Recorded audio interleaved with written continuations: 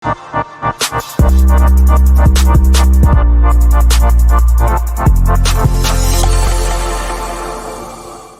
Sobat Milenial, kembali lagi dengan Ngobrol Seru by IDN Times. Saya Lia Utaswait, reporter IDN Times. Hari ini sudah berada di samping saya Ibu Menteri Pemberdayaan Perempuan dan Perlindungan Anak, Ibu Igusti Ayu Bintang Darmawati. Selamat siang Ibu. Selamat siang. Terima kasih sudah mau bergabung dengan IDN Times.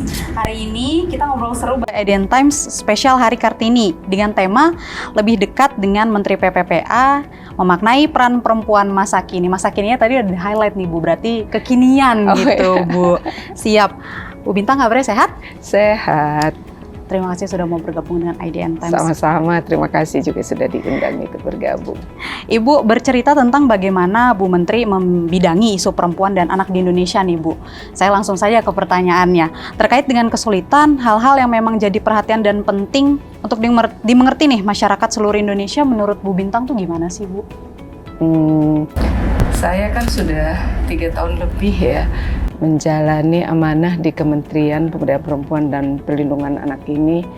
Sudah banyak hal yang sudah dilalui, sudah banyak hal yang dirasakan. Nah, kalau kita bicara isu perempuan dan anak ini adalah isu yang sangat kompleks dan multisektoral.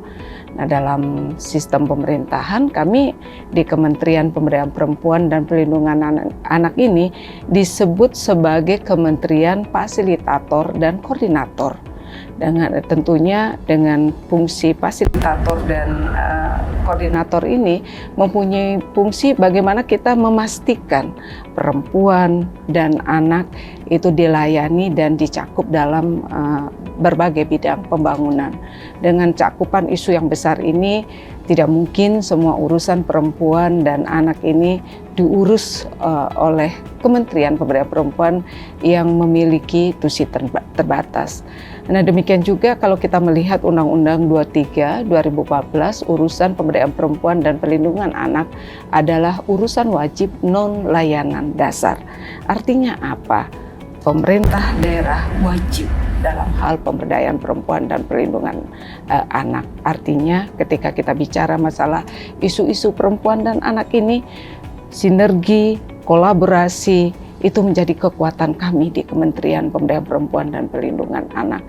Semua harus hadir. Ya, bukan hanya tugas daripada kementerian ini dalam memberikan pendampingan kepada perempuan dan anak yang ada di Seantero Nusantara ini.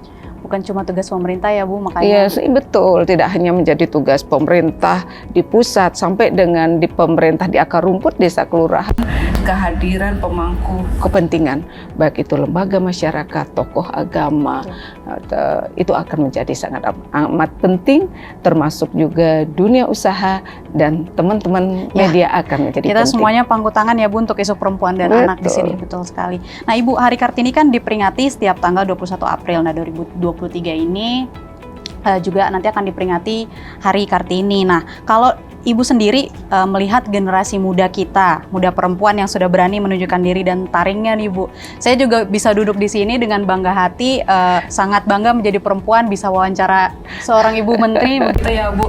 Kalau Ibu melihat sebenarnya gimana sih Bu melihat teman-teman muda milenial dan generasi Z yang sekarang makin berani nih mereka tunjukin taringnya. Menurut Ibu seperti apa? Tentunya sangat bangga ya, sangat bangga kalau melihat generasi muda perempuan pemberani. Ya tentu ini sebuah kemajuan bahwa sudah tumbuh dalam dirinya rasa percaya diri, memahami bahwa dirinya berhak menyatakan sikap dan melawan jika diperlukan tidak adil. Nah, kami di Kementerian Pemberdayaan Perempuan dan Perlindungan Anak ini beberapa mungkin dari akhir 2020, demikian juga di momentum di 2021 International Women's Day dan Hari Kartini, kita jadikan momentum bagaimana kampanye masif yang kita lakukan, Dare to Speak Up. Harus berani bicara, baik berani bicara dalam memperjuangkan haknya, bahwa tidak ada perbedaan antara laki-laki dan perempuan, semua sama. Negara sudah hadir untuk melindungi seluruh warganya, tidak membedakan antara laki-laki dan perempuan.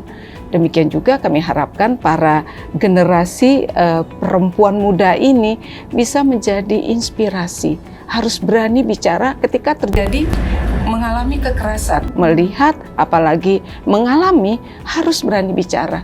Kalau tidak berani berbicara, kasus terulang akan terjadi. Kita tidak akan bisa memberikan keadilan kepada korban, demikian juga kita tidak akan bisa memberikan efek jerah kepada pelaku.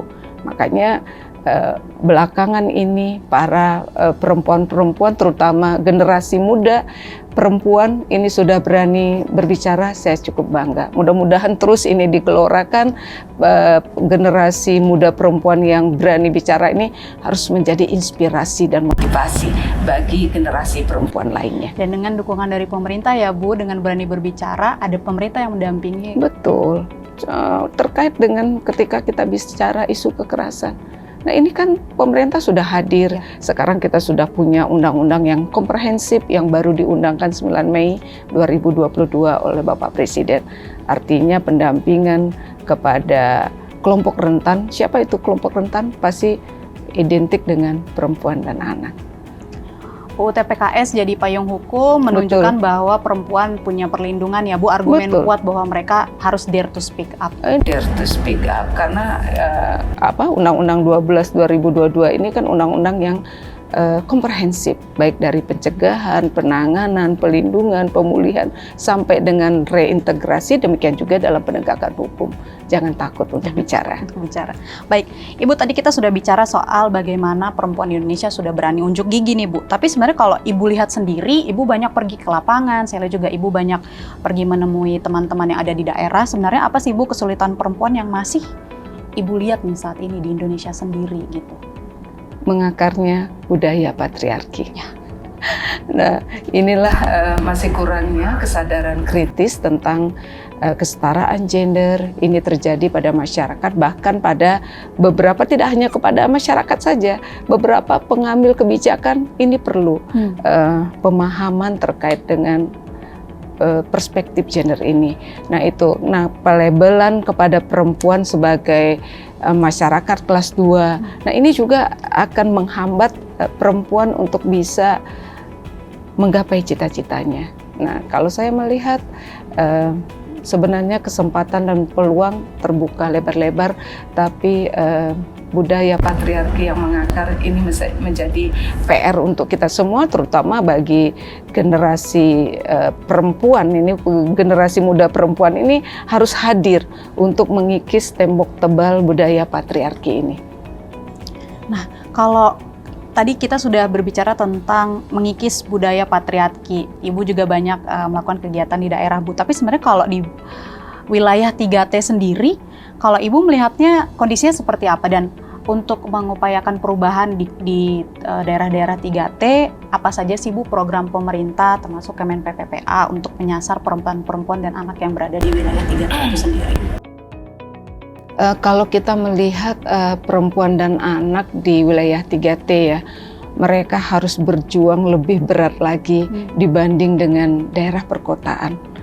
Karena apa? Karena tentunya mereka akan kesulitan dalam mengakses informasi, sarana prasarana yang terbatas, sumber daya manusia yang mumpuni juga terbatas, demikian juga layanan mengalami hambatan, dan di era digital ini mereka semakin tertinggal, dan inilah yang menyumbang ketimpangan di Indonesia. Nah, tentunya kalau kita bicara program, perlu adanya program afirmasi atau perlakuan khusus kepada mereka dengan pendekatan layanan. Kalau kami di Kementerian Pemberdayaan Perempuan dan Perlindungan Anak ini, kita mengembangkan yang namanya Desa Ramah Perempuan dan Peduli Anak. Jadinya dari Desa Ramah Perempuan dan Peduli Anak ini, sejauh mana perempuan didengar, kemudian suara anak-anak didengar, tidak hanya dalam program pelaksanaan, mulai dari perencanaan.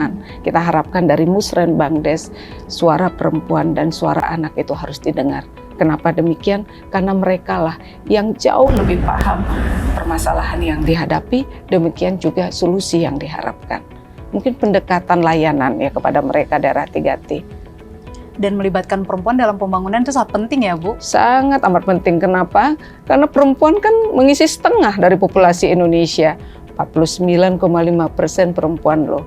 Ini kekuatan yang luar biasa. Baik, baik. Nah, Ibu sendiri ada pesan nggak ke generasi perempuan muda Indonesia yang bagaimana mereka nanti ke depannya bisa terus berkarya, bisa setara? Karena tadi kita sudah bicara Ibu cukup bangga deh dengan kemajuan perempuan Indonesia yang semakin berani menunjukkan tarinya. Ada pesan nggak dari Ibu sendiri untuk teman-teman milenial dan generasi Z yang ada di Indonesia saat ini? Bagi teman-teman milenial, khususnya generasi perempuan muda Indonesia saat ini kan adalah sosok yang akan melanjutkan tongkat estafet kepemimpinan bangsa ke depan ya. Nah, perjuangan itu ada di tangan mereka. Nah, kami melihat penting bagi generasi perempuan muda mempunyai rasa percaya diri, kemudian memiliki kesadaran kritis, mandiri dalam kehidupan sehari-hari. Nah, bagi generasi milenial, saya harapkan harus bangkit untuk terus berkarya dan setara, dan ini bukan mimpi ya. Kalau saya melihat kita punya komitmen perempuan harus setara, kemudian kesempatan bagi perempuan pasti tidak ada istilah tidak mungkin dan tidak bisa. Kenapa demikian? Karena konstitusi negara kita, Undang-Undang Dasar 1945 sudah mengamanatkan memberikan hak yang sama, tidak membedakan laki dan perempuan. Demikian juga kita mempunyai hak yang sama di mata hukum. Nah, sekarang pertanyaannya, maukah perempuan, anak-anak milenial, generasi muda perempuan mengisi setiap peluang dan kesempatan yang ada?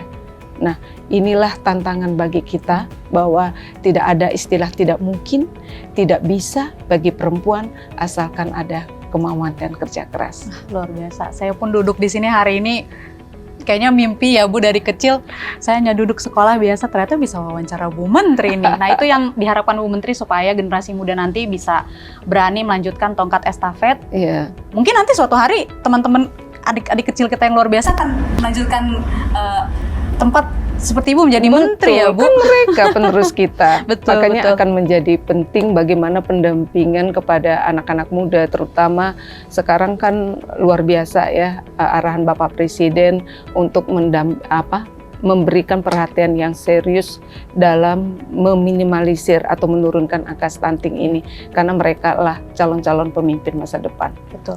Nah, selain tadi kita bicara juga soal bagaimana kesehatan mempengaruhi stunting, juga bagi anak-anak calon generasi masa depan juga memerlukan sisi pendidikan Ibu untuk mereka maju ke depan dengan bekal yang cukup menghadapi dunia yang semakin luar biasa ini nih Bu. Nah, kalau Bu Bintang sendiri melihat perempuan ini kan masih dipandang sebelah mata dalam berbagai hal, termasuk juga pendidikan Bu, terutama di daerah-daerah banyak yang masih kesulitan mengakses pendidikan. Hanya karena dia perempuan. Kita juga bisa lihat angka perkawinan anak itu tinggi ya, tidak melanjutkan sekolah ya Bu, karena ya sudah katanya perempuan hanya melanjutkan itu di dapur katanya gitu.